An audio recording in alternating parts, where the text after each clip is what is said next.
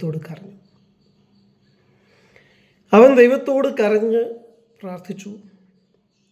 കുറച്ച് നാൾ കഴിഞ്ഞപ്പോൾ അവന് വളരെയധികം സ്നേഹിച്ച അവൻ്റെ പഠനം അവൻ ഉപേക്ഷിക്കേണ്ടതായിട്ട് വന്നു. ആ പഠനത്തിൽ നല്ല മികവുള്ളവനായി തീരണം എന്നാണ് അവൻ ആദ്യം ആഗ്രഹിച്ചത്. വേദപുസ്തകത്തിൻ്റെ പഠനമാണല്ലോ. പഠിച്ചിട്ട് അതുകൊണ്ട് ദൈവരാജ്യത്തിന് പ്രയോജനം ഉണ്ടാകണം. ദൈവത്തിൻ്റെ നാമം എല്ലാവരും അറിയണം. അവൻ്റെ ജാതിക്കാരും അറിയണം, ക്രിസ്തു വിശ്വാസികളും അറിയണം, അന്യജാതിക്കാരും അറിയണം. കർത്താവിൻ്റെ വചനം നല്ല രീതിയിൽ വ്യാഖ്യാനിക്കാനും വിഭാഗിക്കാനും അവന് സാധിക്കണം. അതിനാണല്ലോ ഒറിജിനൽ ലാംഗ്വേജസ് അവൻ പഠിച്ചത്. ഗ്രീക്ക് ആണെങ്കിലും ഹീബ്രു ആണെങ്കിലും ഇതൊക്കെ പഠിച്ചാൽ നമുക്ക് കുറച്ചുകൂടെ അടുത്ത് ദൈവത്തിൻ്റെ വചനത്തെ അറിയാനായിട്ട് സാധിക്കും, ദൈവത്തെ അറിയാനായിട്ട് സാധിക്കും. ദൈവത്തിൻ്റെ വചനം എന്ന് പറഞ്ഞാൽ യേശു ക്രിസ്തുവാണ്. യേശുവിനെ അറിയണം, യേശുവിനെ അറിയിക്കണം. അന്ന് അവൻ്റെ സഭയിൽ കൂടെ ചെയ്യാനായിട്ട് ശ്രമിച്ച കാര്യം തടസ്സപ്പെടുത്തിയപ്പോൾ എല്ലാവരും അവനെ ഒഴിവാക്കി ഉപദ്രവിച്ച് അവനെതിരെ കള്ളസാക്ഷ്യങ്ങൾ പറഞ്ഞ് അവനെ ഒറ്റപ്പെടുത്തിയപ്പോൾ അത് വേണ്ട, വേറൊരു വഴി, അടുത്തൊരു വഴി, അതാണ് അക്കാഡമിക്സിൻ്റെ വഴി. അതവൻ അന്വേഷിച്ചു. ആ വഴിയിൽ അവൻ മുന്നേറുന്ന സമയത്ത് ഇവർ വീണ്ടും വന്ന് അതിനെ നശിപ്പിക്കുകയാണ്. ആ പഠനം അവന് നിർത്തേണ്ടതായിട്ട് വന്നു. സാഹചര്യങ്ങൾ അതുപോലത്തേത് അവൻ്റെ ഭാര്യയും ഭാര്യയുടെ വീട്ടുകാരും സൃഷ്ടിച്ചു.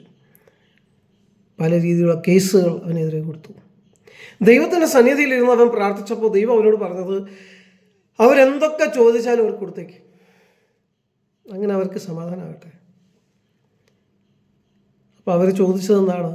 ഡിവോഴ്സ് വേണം, കുട്ടീനെ കസ്റ്റഡി വേണം, ഒരുപാട് പൈസ വേണം. അതൊക്കെ കൊടുക്കാൻ അവൻ തയ്യാറായി. എന്നിട്ടും അവനെതിരെ കള്ളക്കേസുകൾ കൊടുത്ത് അവനെ അപമാനിക്കുകയും അവൻ്റെ മുന്നോട്ടുള്ള പാതകളെ തടസ്സപ്പെടുത്തത്തക്ക രീതിയിൽ അവനെ ജയിലിൽ അടയ്ക്കുന്ന രീതിയിലുള്ള കേസുകൾ വരെ കൊടുത്തു. ആ ജയിലിൽ കിടക്കുമ്പോഴും അവൻ ചെയ്തത് ദൈവത്തോട് കരഞ്ഞു പ്രാർത്ഥിച്ചു. ഉപവാസത്തിലായിരുന്ന സമയത്താണ് അവനെ ജയിലിൽ കൊണ്ടുപോകുന്നത്. ഉപവാസം 40 ദിവസം ഇരിക്കണമെന്ന് ആഗ്രഹിച്ച് തുടങ്ങിയതാണ്. 21ാമത്തെ ദിവസം ആ ഡിവോഴ്സിൻ്റെ ചില പേപ്പറുകൾ സൈൻ ചെയ്യാൻ വേണ്ടി അവൻ അവിടേക്ക് ചെന്നപ്പോൾ ചതിയിൽ കുടുക്കി അവനെയോ അവൻ്റെ ആളുകളെയോ അറിയിക്കാതെ അവനെതിരെ ഒരു കള്ളപ്പരാതി ഒരു 4 ദിവസം മുമ്പേ അവർ കൊടുത്തിരുന്നു. അതിന് പ്രകാരം അവനെ ജയിലിൽ കിടത്തി, റിമാൻഡിൽ. കുറ്റം ചെയ്തിട്ടില്ല, കുറ്റം ചെയ്തിട്ടുണ്ടോ ഇല്ലയോ എന്നറിയാൻ വേണ്ടി. അങ്ങനെ അവൻ കസ്റ്റഡിയിലായിരിക്കുന്ന സമയത്ത് അവൻ ഓർത്തത്, ഈ ആ പട്ടണത്തിൽ എവിടെയാണോ അവനെ അപമാനിച്ചത് ആ പട്ടണത്തിൽ ഒരുപാട് പേരോട് അവൻ സുവിശേഷം പറഞ്ഞിട്ടുണ്ട്, ഒരുപാട് പേരെ അവൻ സ്നാനപ്പെടുത്തിയിട്ടുണ്ട്, ചില ആളുകളെ ആശ്വസിപ്പിച്ചിട്ടുണ്ട്.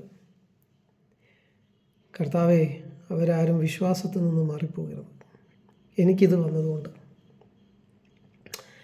അവനെ പോലീസുകാർ വെലം കിട്ട് കൊണ്ടുപോയി. അവൻ്റെ വിവാഹം കഴിഞ്ഞ് ആ ഓഡിറ്റോറിയത്തിൻ്റെ മുന്നിൽ തന്നെ കൊണ്ടുപോയി നിർത്തി. അവിടെ ഒരു വലിയൊരു കുരിശുണ്ട്, ആ കുരിശിൻ്റെ താഴെ തന്നെ കൊണ്ടുപോയി നിർത്തി. അത് അവിടെ നിർത്തിയത് എല്ലാവരെയും കാണിക്കാൻ വേണ്ടിയിട്ടാണ്, ചില പാസ്റ്റർമാരൊക്കെ വന്ന് സാക്ഷ്യപ്പെടുത്താൻ വേണ്ടിയിട്ട്. അങ്ങനെ അവരൊക്കെ വന്നു, വലിയ വലിയ പൊളിറ്റീഷ്യൻസും വന്നു, സാക്ഷ്യപ്പെടുത്തി അവനെന്തോ ഒരു ദുഷ്ടനാണ് എന്നുള്ള രീതിയിൽ അവരൊക്കെ അവനെതിരെ നിൽക്കുന്നു എന്നുള്ള രീതിയിൽ അവരുടെ കണ്ണുകളിലുള്ള ആ ദേഷ്യവും അഹങ്കാരവും അവന് മനസ്സിലാക്കി കൊടുത്തു. ആ സമയത്ത് അവിടെ നിന്നപ്പോൾ ഒരു മുണ്ട് മാത്രമേ ഉള്ളൂ. അവൻ ദൈവത്തോട് പ്രാർത്ഥിച്ചു. അവനറിയാതെയാണ് പ്രാർത്ഥിച്ചത്, അവനറിയില്ല ഇതിൻ്റെ അർത്ഥം എന്താണ്. ദൈവമേ, ഇവരെന്താണ് ചെയ്യുന്നത് എന്ന് ഇവരറിയായാൽ ഇവരോട് ക്ഷമിക്കണമേ. അവൻ്റെ മനസ്സ് പറയുന്നത് ഇവർക്കൊക്കെ അറിയാം. ഇവരെല്ലാവരും വചനം കേട്ടവരും വചനം വിശ്വസിച്ചവരും വചനം അവരിൽ വസിക്കുന്നു എന്ന് വിശ്വസിച്ച് വചനപ്രകാരം ജീവിക്കുന്നു എന്ന് വിശ്വസിച്ച് വചനത്തെ ബഹുമാനിക്കുന്നു എന്ന് വിശ്വസിച്ച് ജീവിക്കുന്ന വ്യക്തികളാണ്. ഈ വ്യക്തികളാണല്ലോ ഇതൊക്കെ ചെയ്യുന്നത്. ഞാൻ കുറ്റം ചെയ്തിട്ടില്ല എന്നറിഞ്ഞിട്ടും ഇന്ന് അവൻ മനസ്സിൽ ചിന്തിക്കുന്നുണ്ട്. പക്ഷേ അവൻ്റെ മനസ്സിൽ നിന്ന് വന്ന പ്രാർത്ഥന, ദൈവമേ ഇവർ ചെയ്യുന്നതെന്ന് അറിയാകിയാൽ ഇവരോട് ക്ഷമിക്കണമേ. അത് പരിശുദ്ധാത്മാവായിരിക്കും അവനിലൂടെ പ്രാർത്ഥിച്ചത് എന്ന് അവൻ പിന്നീട് വിശ്വസിച്ചു. അപ്പോൾ എന്തിനാ പരിശുദ്ധാത്മാവിനെ പ്രാർത്ഥിച്ചത്? അത് അവന് വെളിപ്പെടുത്തി കൊടുത്തത് ഈ വ്യക്തികൾ സ്നേഹിക്കുന്നവരാണെന്നും ദൈവത്തിൻ്റെ മക്കളാണെന്നും ഒക്കെ വിശ്വസിക്കുന്നു. ഇവരുടെ വിചാരം ഇവർക്ക് മറ്റുള്ളവരെ സ്നേഹിക്കാൻ അറിയാം എന്നാണ്. ഒരു ഹൈന്ദവ പശ്ചാത്തലത്തിൽ നിന്ന് ഒരു വ്യക്തി ഒറ്റയ്ക്ക് വിശ്വാസത്തിൽ വരുമ്പോൾ അവന് നേരിടേണ്ടി വരുന്ന കഷ്ടങ്ങളും നഷ്ടങ്ങളും ബുദ്ധിമുട്ടുകളും പ്രയാസങ്ങളും ചില്ലറയല്ല. അതൊക്കെ കഴിഞ്ഞ് ഒരു സഭ നടത്തി അതും നശിച്ച് അതെല്ലാം കഴിഞ്ഞ് അവിടെയും ആരോടും വാഗ്വാദത്തിനോ അടിപിടിക്കോ പോകാതെ എല്ലാത്തിൽ നിന്നും സഭ ഭിന്നിക്കുന്നതിന് മുമ്പേ മാറി നിൽക്കുന്ന ഒരു അവസ്ഥ ആ വ്യക്തി കാണിച്ചിട്ടും അവനൊരു പഠനത്തിന് വേണ്ടി പോയപ്പോൾ അതിനെ നശിപ്പിച്ചു, അവൻ്റെ കുടുംബജീവിതത്തെ നശിപ്പിച്ചു, അവൻ്റെ കുട്ടിയെ കാണാൻ സമ്മതിച്ചില്ല. ഇതുപോലെയുള്ള കാര്യങ്ങളൊക്കെ ചെയ്തിട്ടും അവൻ ക്ഷമിക്കുന്നു. ആ വ്യക്തിയോട് കരുണ തോന്നുന്നതിന് പകരം മനസ്സ് കഠിനപ്പെടുത്തി അവനെ ഉപദ്രവിക്കുകയാണ് വീണ്ടും. ആ വ്യക്തി തിരിച്ചെന്തെങ്കിലും ചെയ്യുന്നുണ്ടെങ്കിൽ, ഒരു കേസോ പരാതിയോ കൊടുക്കുന്നുണ്ടെങ്കിൽ ഓക്കെ, കഠിനപ്പെട്ടോളൂ. അവനൊന്നും ചെയ്യുന്നില്ലല്ലോ തിരിച്ച്. പിന്നെ എന്തിനാണ് അവനെ ഉപദ്രവിക്കുന്നത്? നിർത്തിക്കൂടെ? എങ്ങനെയാണ് ഒരു വ്യക്തി വിശ്വാസത്തിൽ വന്ന് അവനെ സ്നേഹിക്കേണ്ടത് എന്നതിനെക്കുറിച്ച് ഇവർക്കറിയില്ല. കുടുംബമില്ലാത്ത, പശ്ചാത്തലമില്ലാത്ത, പാരമ്പര്യമില്ലാത്ത ഈ വേദപുസ്തകം ആദ്യമായിട്ട് കാണുകയും കുറച്ച് വർഷങ്ങളായിട്ടേ ഉള്ളൂ ഇത് പഠിക്കാൻ തുടങ്ങിയിട്ട്. അങ്ങനെയുള്ളൊരു വ്യക്തി ആ വ്യക്തിയോട് എത്ര ക്ഷമിക്കുകയും സഹിക്കുകയും ആ വ്യക്തിയെ സ്നേഹിക്കണം, എന്നിട്ട് വേണം ആ വ്യക്തിയെ യഥാസ്ഥാനപ്പെടുത്താൻ. പൗലോസിനെ, ഇത്രയൊക്കെ ദൈവവചനം അറിയുന്ന പൗലോസിനെ കർത്താവ് നടത്തിയ വഴികൾ എന്താണ്? കർത്താവിൻ്റെ ആളുകൾ പൗലോസിനെ സ്നേഹിക്കുകയാണ് ചെയ്തത് ആദ്യത്തേതിൽ. ഇനി ഈ വചനങ്ങളൊക്കെ അറിയാത്ത അന്യജാതിക്കാരുടെ പശ്ചാത്തലത്തിൽ നിന്ന് വന്ന തിമോത്തിയോസ് ആകട്ടെ, മറ്റ് പല ആളുകളും, തീത്തോസ് ആകട്ടെ, ആരൊക്കെ ഉണ്ടോ, ലൂക്കോസ് ആകട്ടെ, അവർക്കൊക്കെ പൗലോസും പൗലോസിൻ്റെ കൂട്ടരും കൊടുത്ത കെയർ. അന്ന് സമൂഹം മുഴുവൻ സുവിശേഷത്തിനെതിരാണ്. യേശു ക്രിസ്തുവാണ് ഞങ്ങളുടെ രാജാവ് എന്നാണ് അവർ പ്രഖ്യാപിക്കുന്നത്, കൈസറല്ല. ഇത് കേട്ട് കൈസറിനും ഇഷ്ടപ്പെടുന്നില്ല, ഹെരോദേസിനും ഇഷ്ടപ്പെടുന്നില്ല, അവിടെയുള്ള ആളുകൾക്കൊന്നും ഇത് ഇഷ്ടമല്ല.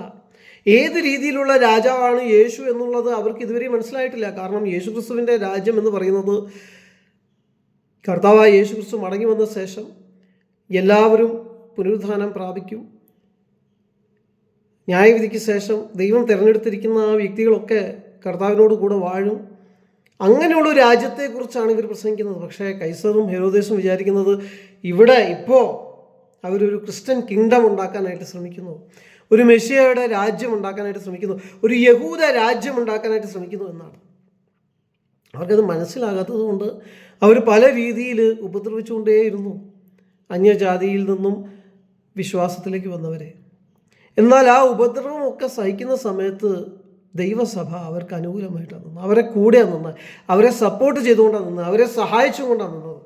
അല്ലാതെ അവരെ പീഡിപ്പിക്കണം, അവർ പീഡിപ്പിക്കപ്പെടുമ്പോൾ ദൈവനാമം മഹത്വപ്പെടും, അവരുടെ സാക്ഷ്യം കുറച്ചുകൂടെ ഉറപ്പുള്ളതായി തീരും എന്നൊന്നും പറഞ്ഞതായിട്ട് വേദപുസ്തകത്തിൽ എവിടെയുമില്ല. ഞാൻ പറയട്ടെ, ഒരു വ്യക്തിയോടുള്ള പക തീർക്കേണ്ടതിന് വേണ്ടി അവനെ ജോസഫുമായിട്ടോ യോബുമായിട്ടോ പൗലോസുമായിട്ടോ കർത്താവുമായിട്ടോ കമ്പയർ ചെയ്ത് നിങ്ങൾ ആ വ്യക്തിയെ വ്യക്തിഹത്യ ചെയ്യുകയും ക്രൂശിക്കുകയും ഉപദ്രവിക്കുകയും ഒക്കെ ചെയ്യുമ്പോഴും ആ വ്യക്തി തിരിച്ച് ഉപദ്രവിക്കാതിരിക്കുമ്പോൾ പിന്നെ വരാൻ പോകുന്ന ഭവിഷ്യത്ത് ആ വ്യക്തിക്ക് തീരുമാനിക്കാൻ പറ്റില്ല, അത് ദൈവമാണ് തീരുമാനിക്കുന്നത്. അവൻ ചിലപ്പോൾ ക്ഷമിക്കുമായിരിക്കും, പക്ഷെ ദൈവം ക്ഷമിക്കണമെന്ന് നിർബന്ധമുണ്ടോ? ദൈവത്തെ ഒരിക്കലും ടേക്കൻ ഫോർ ഗ്രാൻറ്റഡ് ആയിട്ട് എടുക്കരുത്. അങ്ങനെ ആ വ്യക്തി അന്ന് ഇതൊക്കെ സംഭവിച്ചപ്പോഴും ആ ജയിലിലേക്ക് അവർ കൊണ്ടുപോകുന്ന സമയത്ത് അവൻ പ്രാർത്ഥിക്കുന്നത് ഇവരെന്താ ചെയ്യുന്നതെന്ന് ഇവരറിയാകിയാൽ ഇവരോട് ക്ഷമിക്കണമേ എന്നാണ്. അതിൻ്റെ അർത്ഥം പിന്നീട് ദൈവം മനസ്സിലാക്കി കൊടുത്തു, ഇവർക്ക് അറിഞ്ഞുകൂടാ എങ്ങനെയാണ് മറ്റുള്ളവരെ സ്നേഹിക്കേണ്ടതെന്ന്, അതുകൊണ്ടാണ് ഇവരിതൊക്കെ ചെയ്യുന്നത്. അവനെ ജയിലിൽ കിടത്തിയപ്പോൾ ആദ്യത്തെ ദിവസം, ആ 21-ാമത്തെ ദിവസം അവൻ ആ ഉപവാസം ബ്രേക്ക് ചെയ്യണ്ട എന്ന് വിചാരിച്ചിരിക്കുകയാണ്. വൈകുന്നേരം ആയപ്പോൾ പോലീസുകാരൻ വളരെയധികം വഴക്ക് പറഞ്ഞ് അവനെ ആഹാരം കഴിക്കാൻ നിർബന്ധിച്ചു. അധികാരികളെ ബഹുമാനിക്കണമല്ലോ. അവൻ ദിവസേന ഇരുന്ന് പ്രാർത്ഥിച്ച് അവൻ്റെ ഉപവാസം ബ്രേക്ക് ചെയ്ത് ആഹാരം കഴിച്ചു. ഈ ആഹാരം കഴിച്ചുകൊണ്ടിരുന്ന സമയത്ത് അവിടെ ഉണ്ടായിരുന്ന ഒരു വ്യക്തി അവനോട് ചോദിക്കുകയാണ്, ഈ പോലീസുകാരനെ നമുക്ക് തിരിച്ചു കൊടുക്കണ്ടേ? അവൻ പറഞ്ഞു, ദൈവം ആക്കി വെച്ചതല്ലാതെ, ദൈവം അനുവദിച്ചിട്ടല്ലാതെ ഒരു പോലീസുകാരനും എന്നോടൊന്നും പറയാൻ പറ്റില്ല. പിന്നെ ദൈവം ആ വ്യക്തിയെ എന്നെ കളിയാക്കാനും എന്നെപ്പറ്റി മോശം പറയാനും എന്നോട് കുറേ എനിക്കറിയാത്ത തെറികൾ പറയാനും ആക്കി വെച്ചിട്ടുണ്ടെങ്കിൽ അങ്ങനെ ആകട്ടെ, ഞാൻ ആ വ്യക്തിയോട് ക്ഷമിക്കുന്നു. അവൻ അങ്ങനെ പറഞ്ഞ് ആഹാരം കഴിച്ച് വെള്ളം കുടിച്ച് കിടന്നുറങ്ങി. ദൈവത്തോട് പ്രാർത്ഥിച്ചു, ദൈവമേ എനിക്ക് അറിഞ്ഞൂടാ ആ പോലീസുകാരൻ്റെ യഥാർത്ഥ പ്രശ്നം എന്താണെന്ന്. അയാളെ കുടുംബജീവിതത്തിൽ എന്തെങ്കിലും പ്രശ്നം ഉണ്ടായിട്ടാണോ അയാൾ അവിടെയുള്ള ആളുകളോടൊക്കെ ഇതുപോലെ പെരുമാറുന്നത്. എന്തായാലും ആ വ്യക്തിയോട് നീ ക്ഷമിക്കണം. അങ്ങനെ കുറേ ദിവസങ്ങൾ കടന്നുപോയി. ഒരു ബ്രൈബ് കൊടുത്താൽ തീരാവുന്ന പ്രശ്നമേ ഉണ്ടായിരുന്നുള്ളൂ എന്നാണ് പിന്നീട് അവൻ അറിയാനായിട്ട് സാധിച്ചത്. ബ്രൈബ് കൊടുക്കണം എന്ന് പറഞ്ഞ ആളുകളോട് അന്ന് അവൻ പറഞ്ഞത്, എൻ്റെ കർത്താവ് അത് ചെയ്തിട്ടില്ല, പൗലോസ് അത് ചെയ്തിട്ടില്ല, എൻ്റെ രാജ്യം അതിനെതിരാണ്, ഞങ്ങളുടെ പ്രധാനമന്ത്രി വരെ അതിനെതിരാണ്, ഞാനത് ചെയ്യാൻ പോകുന്നില്ല. ബ്രൈബ് കൊടുക്കാനോ കറപ്ഷൻ ചെയ്യാനോ അവൻ പോയില്ല. അവൻ ദിവസം ഇരുന്ന് പ്രാർത്ഥിച്ചു. ആ സ്ഥലത്തുള്ള ആളുകളുടെ പെരുമാറ്റം വളരെ മോശമായിരുന്നു.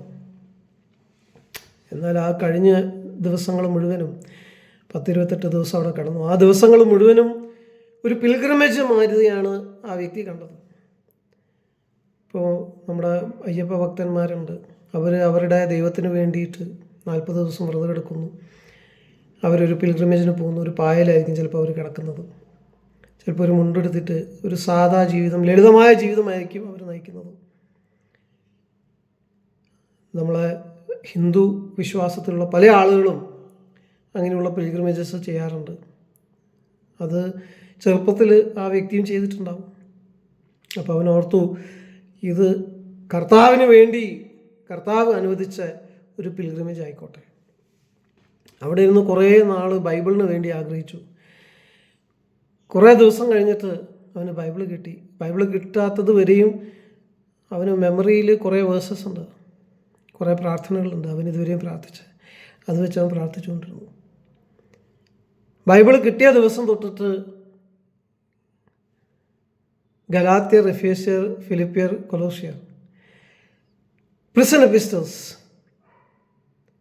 പത്മോസിലെ യോഹന്നാൻ്റെ വെളിപ്പാട്, ഇതൊക്കെ അവിടെ ഇരുന്ന് വായിച്ചു.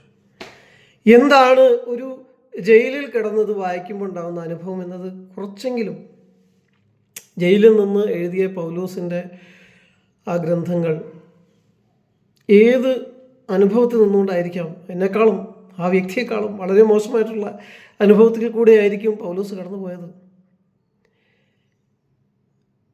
ആ വ്യക്തി ആ പൗലോസിൻ്റെ കാര്യങ്ങളെയും ബാക്ക്ഗ്രൗണ്ടിനെ കുറിച്ചൊക്കെ ചിന്തിച്ച് ഈ കാര്യങ്ങളൊക്കെ വായിക്കാനായിട്ടും ദൈവത്തെ സ്തുതിക്കാനായിട്ടും ദൈവവചനത്തിൽ ബലപ്പെടാനായിട്ടും ഇടയായി തീർന്നു.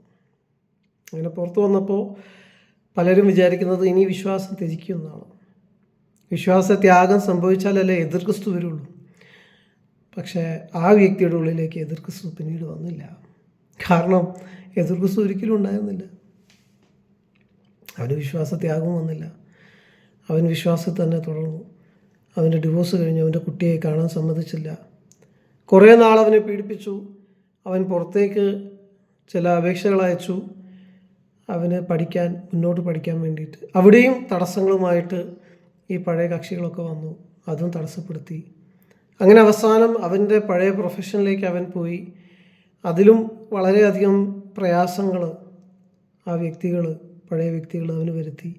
എന്നാലും ദൈവത്തെ സ്തുതിച്ച് ആരാധിച്ച് ദൈവത്തെ മഹത്വപ്പെടുത്തി ദൈവരാജ്യത്തിന് വേണ്ടിയാണ് ജീവിക്കുന്നത് എന്നുള്ള പൂർണ്ണ ബോധ്യത്തോടെ വേദപുസ്തകം വായിച്ച്, വേദപുസ്തകം വിശ്വസിച്ച്, വേദപുസ്തകം പ്രസംഗിച്ച് ആ വ്യക്തി അവൻ്റെ ജീവിതം മുന്നോട്ട് കൊണ്ടുപോയി. ഇപ്പോഴും ആ വ്യക്തി അവൻ്റെ ജീവിതം കർത്താവിൽ ആശ്രയിച്ച്, അവനിൽ മാത്രം ആശ്രയിച്ച് മുന്നോട്ട് കൊണ്ടുപോയിരിക്കുന്നു. അന്ത്യം വരെയും വിശ്വസ്തരായിരിക്കുന്നവർ ജീവകിരീടം അവകാശമാക്കും എന്നത് അവൻ ദൃഢമായി വിശ്വസിക്കുന്നു. ഈ കഥ നിങ്ങളിൽ ചിലർക്കൊക്കെ ഫെമിലിയർ ആയിരിക്കും, എന്നാൽ വേറെ പലർക്കും ഇതറിയാത്തതായിരിക്കും. ഈ കഥ നിങ്ങളെ ഇൻസ്പയർ ചെയ്തെങ്കിൽ ജീവിതത്തിൽ ഏതൊക്കെ സാഹചര്യങ്ങൾ വന്നാലും എങ്ങനെയുള്ള കാര്യങ്ങൾ സംഭവിച്ചാലും നമ്മുടെ നിത്യത ഈ ലോകത്തിലുള്ള നമ്മുടെ ജീവിതത്തെക്കാളും വലുതാണ് എന്ന് നിങ്ങൾ മനസ്സിലാക്കണം. അപ്പോസ്തലനായ പൗലോസ് ജയിലിൽ കിടന്ന് എഴുതിയതാണ്, നൊടി നേരത്തേക്കുള്ള ലഘുവായ കഷ്ടങ്ങൾ സാരമില്ല എന്ന് ഞാൻ എണ്ണുന്നു. നമ്മളിൽ വെളിപ്പെടാനിരിക്കുന്ന തേജസ് വിചാരിച്ചാൽ അതിനോടുള്ള ബന്ധത്തിൽ നോക്കുമ്പോൾ ഇതൊന്നൊന്നുമല്ല. ആ തേജസ് നഷ്ടപ്പെടരുത്. ദൈവം അനുഗ്രഹിക്കട്ടെ.